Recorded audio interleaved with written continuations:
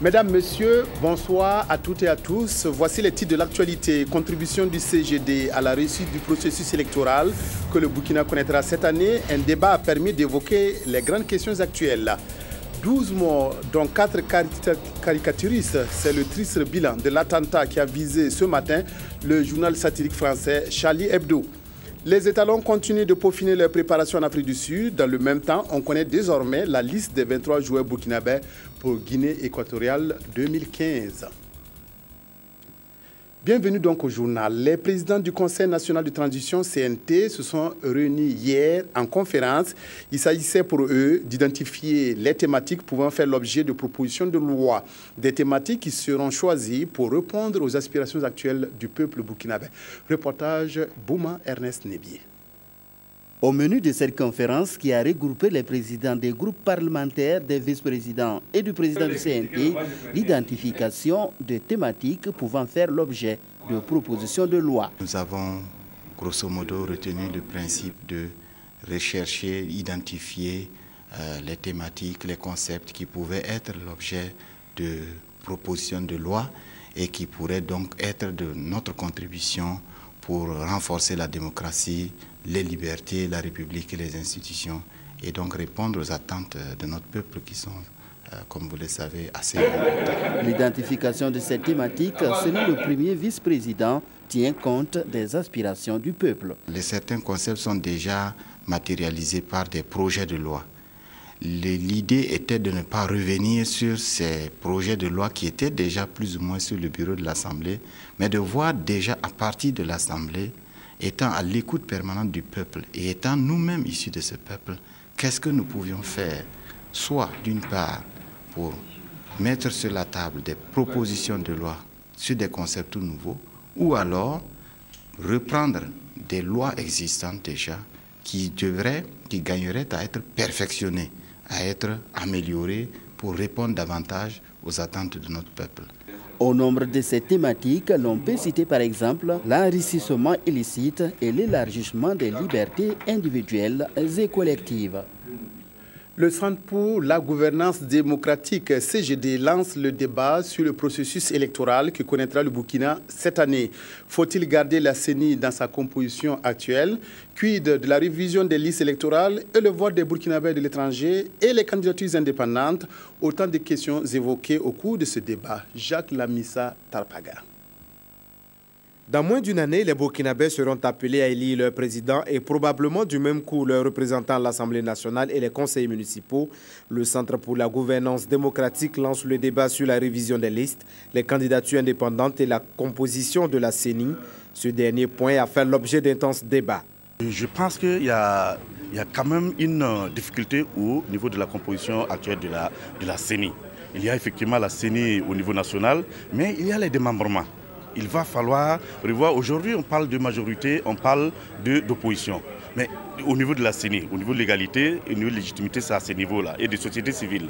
Mais actuellement, qui est la majorité et qui est l'opposition?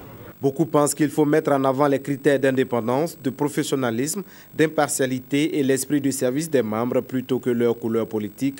L'unanimité se dégage par contre sur la révision des listes électorales qui comportent actuellement plus de 4 millions d'électeurs. Le vote des Burkinabés à l'étranger est un droit difficile à mettre en œuvre en 2015. Il faut être prudent parce que l'ancien régime a tenté d'instrumentaliser le vote des Burkinabés de l'étranger. Ce qui fait qu'il y a des questions de fond qui sont non résolues, notamment l'identification au plan de l'état civil de ces Burkinabés qui sont à l'étranger et qui sont nombreux. Je pense qu'il faut une campagne de communication de la CENI et du gouvernement à l'endroit de nos compatriotes. Les partis politiques, la société civile et l'administration publique souhaitent les candidatures indépendantes dans tous les scrutins. Selon le calendrier de la CENI, la révision des listes devrait débuter en fin février.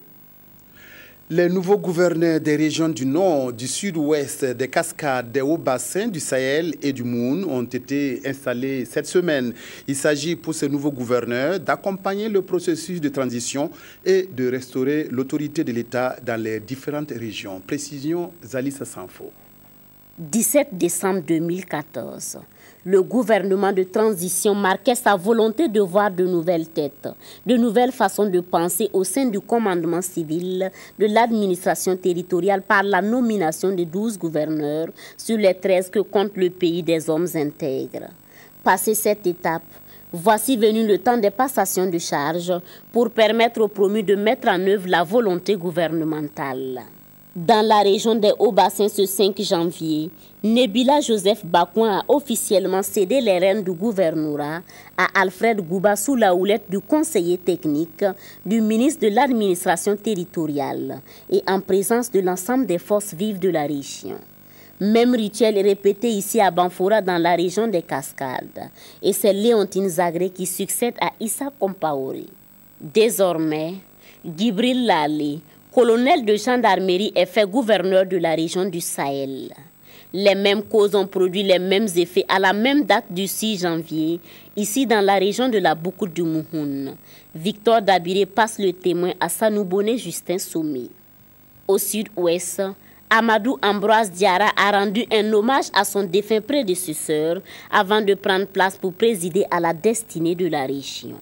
Au nord, c'est en Hassan Sawadogo que le gouvernement a décidé de placer sa confiance. Il remplace Boukari Khalil Bara.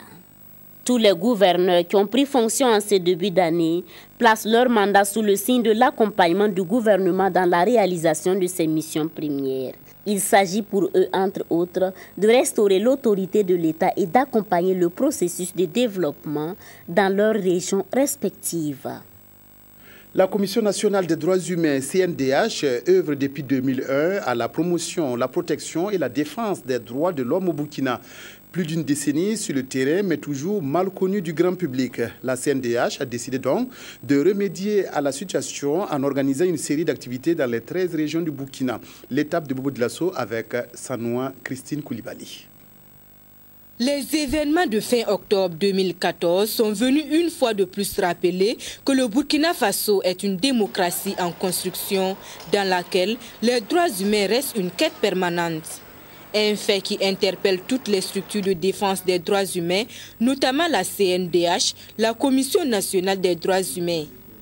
Une autorité publique autonome de promotion, de protection et de défense des droits humains qui a plus de 10 ans d'existence, mais qui semble méconnue du grand public. C'est une vieille institution, mais aussi une nouvelle. Parce que financièrement, on n'existe pas comme ça, mais aussi, ce n'était pas en tout cas bien connu. Nous existons depuis 2001. C'était d'abord sous un décret. Maintenant, depuis 2009, c'est une loi. Depuis 2013, nous avons été installés. Nous avons prêté serment, nous avons fait des votes, nous avons été installés. Ce sont des activités que nous menons sur le terrain. C'est pour dire qu'on n'était pas soutenu financièrement. Mais nous profitons de cette occasion pour remercier le PRGP, la coopération japonaise, qui a œuvré de tous les moyens pour nous soutenir. Deux communications, l'une sur les enjeux et les perspectives des droits humains dans la période post-insurrectionnelle et l'autre sur le rôle et les missions de la CNDH, devraient permettre aux participants, qui sont les acteurs du public et du privé, de mieux cerner la commission. L'étape de Bobo Dioulasso marque le début d'une série d'activités qui aura lieu dans toutes les régions du Burkina pour donner plus de visibilité à la CNDH. L'élaboration d'une politique de protection des enfants au sein d'une formation ouverte ce matin à l'initiative de la coalition au Burkina Faso pour les droits de l'enfant. Cette formation va favoriser la naissance d'une politique axée sur la promotion et la protection des droits de l'enfant. Sid Payete et Léonore Ouedraogo. L'éducation et la santé sont entre autres les droits conférés aux enfants pour leur plein épanouissement. Des droits la plupart du temps violés dans les milieux censés assurer le plus de sécurité, comme la cellule familiale. Aussi, les organisations et services de promotion, de protection et de défense des droits des enfants veulent-ils se doter de moyens nécessaires pour assurer une plus grande protection de son public cible avec cet atelier de formation sur l'élaboration de la politique de protection des enfants initié par la COBUFAD, la coalition au Burkina Faso pour les droits de l'enfant, au profit de leurs partenaires et de leurs membres. Les enfants, de par leur spécificité, ont besoin vraiment d'être beaucoup plus protégés. Et nous, qui sommes vraiment les activistes des droits de l'enfant, il est bon vraiment qu'on puisse nous-mêmes déjà à notre sein et les membres également de la COBUFAD, de la coalition, qu'on puisse quand même se pencher sur cette question de protection de l'enfant. Parce que au sortir de cet atelier-là, nous voudrons vraiment élaborer une politique pour la protection des enfants. Et également nos membres qui n'auront pas déjà cette politique-là, qu'eux aussi puissent être outillés afin que chacun vraiment puisse élaborer cette protection qui est très très importante. Passé cette étape, la COBUFAD va s'atteler à la mise en œuvre de la politique qui sera adoptée à l'issue de cet atelier. Le mouvement des jeunes pour la promotion de l'emploi et la culture a lancé aujourd'hui ses 72 heures d'activité. Cette année, le thème porte sur l'environnement et les énergies renouvelables. 150 jeunes bénéficieront à cette occasion d'une formation en technique de câblage, d'installation et de paramétrage d'un système solaire. Amandine Lalsaga, précision. Ces modules solaires, communément appelés plaques solaires, transforment le rayonnement solaire en électricité. Ces plaques solaires présentent des avantages, mais son installation nécessite de la main-d'œuvre qualifiée. Fort de ce constat, le mouvement des jeunes pour la promotion de l'emploi et de la culture, MJPEC, forme 150 jeunes. Une formation axée sur les techniques de câblage, d'installation et de paramétrage du système solaire. Au bout de ces 3 jours, nous allons vraiment donner le maximum vraiment pour leur permettre qu'à l'issue de la formation, que quand on appelle un de ces participants, qu'il soit à mesure d'installer un système de façon correcte et normale, et sans problème. Quand nous voyons donc des jeunes qui prennent des initiatives et qui savent que grâce à leurs propres initiatives, ils peuvent s'auto-employer, nous ne pouvons que les accompagner, surtout que dans notre cœur de métier, nous disposons non seulement ces genres de formations qui permettent à ces jeunes de pouvoir se prendre en charge au-delà même de se faire employer par d'autres entreprises. Après l'étape de Ouagadougou, le MJPEC envisage des formations au profit des jeunes ruraux. Créé en 2005, le MJPEC œuvre aux côtés des jeunes burkinabés pour le renforcement de ses capacités en matière de formation en vue de leur insertion socio-professionnelle. Le comité de pilotage du projet de gestion participative des ressources naturelles et de développement rural du Nord, du Centre-Nord et de l'Est, intitulé Projet NER Tamba, a tenu à Ouagadougou sa première session le 30 décembre dernier. Le projet qui a été lancé en 2013 et court jusqu'en 2020 a josé à cette occasion un an de chemin parcouru. Précision Zalissa Sanfo. Le projet NER Tamba, mis en œuvre dans les 3 régions de l'Est, du Nord et du Centre-Nord, a pour objectif l'amélioration des conditions de vie et des revenus des populations rurales les plus défavorisées. Il devrait apporter au cours de sa mise en œuvre un soutien aux ménages ruraux pauvres. La première session du comité de pilotage a approuvé les outils de planification de l'année 2015. Le comité de pilotage, c'est l'essence décisionnel au niveau des projets. En fait, c'est ce comité-là qui effectivement oriente et qui essaie de voir au cours de l'année quelles sont les activités effectivement que le projet pourrait mener. Alors donc effectivement, nous sommes des partenaires sur le terrain. Donc il nous importait effectivement de prendre part à ce comité de pilotage, à cette session, afin de voir quelles sont les activités programmées, quel est le budget qui est prévu et quelles sont les recommandations et puis aussi les améliorations que nous devons faire pour la mise en œuvre effectivement de ce projet-là. Nous sommes très satisfaits parce qu'il s'est dégagé quand même des possibilités de réalisation de certains projets. Et ici, il s'agit de préparer 2016, puisqu'on est déjà en 2015. Mais d'une manière générale, les participants ont très bien participé. Il y a eu un engouement, c'était pertinent. Et je pense qu'à l'allure où c'est parti, nous allons quand même arriver à changer les choses et réussir le projet NER Tamba. Elle a aussi permis d'installer les 30 membres du comité de pilotage. Enfin, la rencontre a examiné et adopté le projet de travail et de budget de l'année écoulée et celui de cette année. Bref, cette session du comité de pilotage a permis au projet de mettre le cap sur ses objectifs, à savoir appuyer les populations cibles à construire et renforcer leur autonomie. Remise hier par la Caisse populaire de Ouayouguia de matériel médical au centre hospitalier régional du Nord. Le matériel, composé notamment de lits d'hospitalisation et de tables d'examen, est estimé à plus de 5 millions de francs CFA. Après le CHR, c'est le CSPS du secteur 11 de Ouayouguia qui a bénéficié d'un hangar. Reportage à Adi Sandamba. Le bien-être social passe nécessairement par une meilleure prise en charge médicale. Laquelle prise en charge qui ne peut être faite qu'avec du matériel adéquat. C'est donc pour répondre d'une part aux besoins du moment et se conformer d'autre part à son slogan solidaire pour un mieux-être que la Caisse populaire de Ouayouguia apporte son soutien au centre hospitalier régional du Nord. Et ce sont au total 40 lits d'hospitalisation, 20 potences, 8 tables d'examen clinique et 8 tableaux d'affichage d'un coût global de 5,5 millions de francs CFA qui ont été remis à la structure. Je crois que ce n'est pas un don. C'est nous-mêmes, parce que l'hôpital c'est nous, la caisse c'est nous.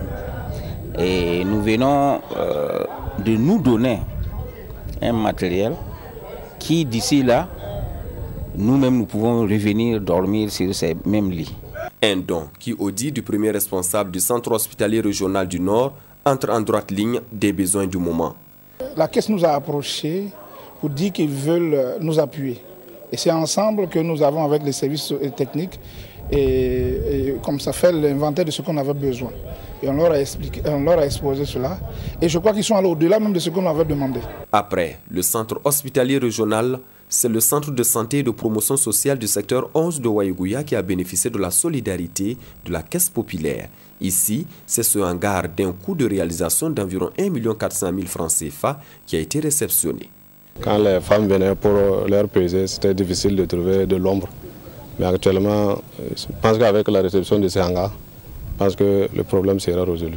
Au cours des différentes cérémonies de remise, les responsables de la Caisse populaire n'ont pas manqué de présenter les missions qui sont assignées à leur structure.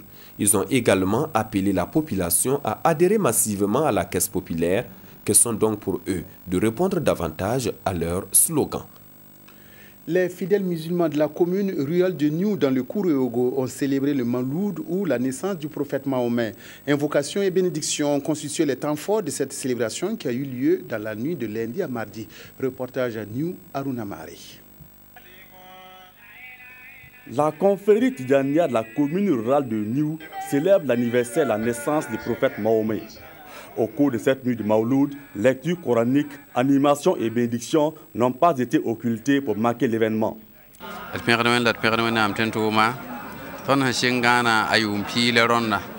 Nous rendons grâce à Dieu et au prophète Mahomet.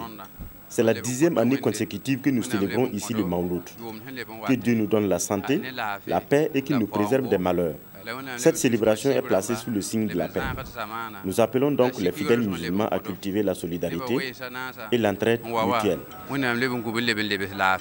Des guides spirituels d'autres localités ont effectué le déplacement. Ils ont à l'occasion livré des messages de paix et de cohésion sociale aux côtés des autorités administratives.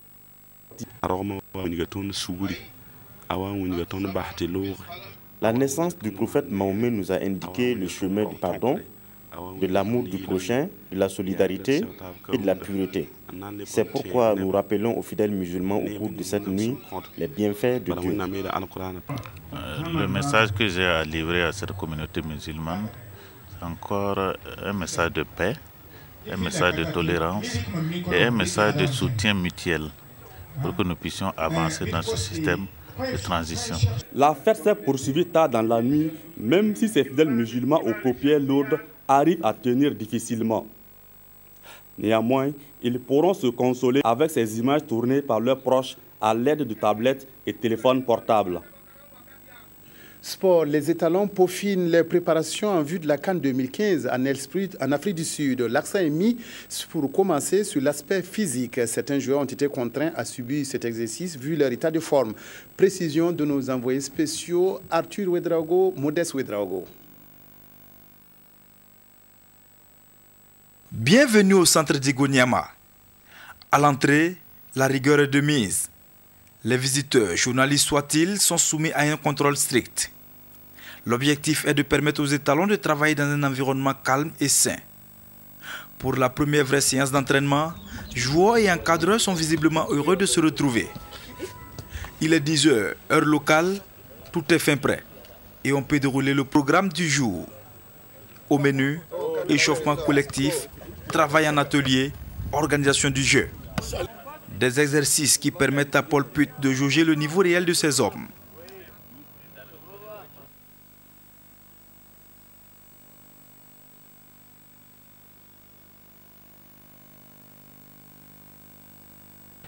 C'est le début, hein. C'est toujours lourd, comme on fait les accents sur le physique et on va vérifier les joueurs, comment ils vont réagir. Malheureusement, on ne sont pas complets, ça c'est un petit peu le problème. Mais de toute façon, ils sont déjà bien travaillés. Hier, on a donné un petit peu un signal, comme on a voyagé lent, mais je veux vraiment voir la réaction. Et c'était bien, ils ont bien fait aussi ce matin et j'espère que ça va continuer comme ça. La réussite de cette phase de stage dépend énormément des préparateurs physiques. Ici, on travaille la forme physique et l'endurance sous le regard bienveillant de Paul Put et le tout dans une bonne ambiance. Personnellement, je me sens très bien grâce aux aînés du groupe qui m'encouragent, qui me donnent des conseils et le coach aussi qui me montre ce que je dois faire. Donc je dois rester concentré dans la tête et appliquer ce qu'on me demande de faire. Il y a une bonne ambiance et voilà, tout le monde est là, et, sauf il y a 4 qui ne sont pas encore là. Voilà, sinon actuellement, bon, les séances d'entraînement se passent bien, voilà, ça se déroule normalement comme il faut, donc voilà, il n'y a pas de problème quand tout le monde est content. Charles Caboret et ses coéquipiers sont soumis à un rythme de 2 séances d'entraînement par jour, 10 h le matin et 18 h 30 dans l'après-midi. Pour l'instant, le stage se déroule dans de bonnes conditions, même si tout début est difficile. La bonne nouvelle est que l'infirmerie est vide. Toutefois, 4 joueurs manquent encore à l'appel. Jonathan Zongo et Steve Yago sont attendus ce mardi, tandis que Abdul Razak Traoré et Prius Nakulma annoncés pour ce jeudi. Fin de cette édition, merci de votre aimable attention. Excellente suite de programme sur la RTB. À tout à l'heure pour le compte rendu du Conseil des ministres de ce jour.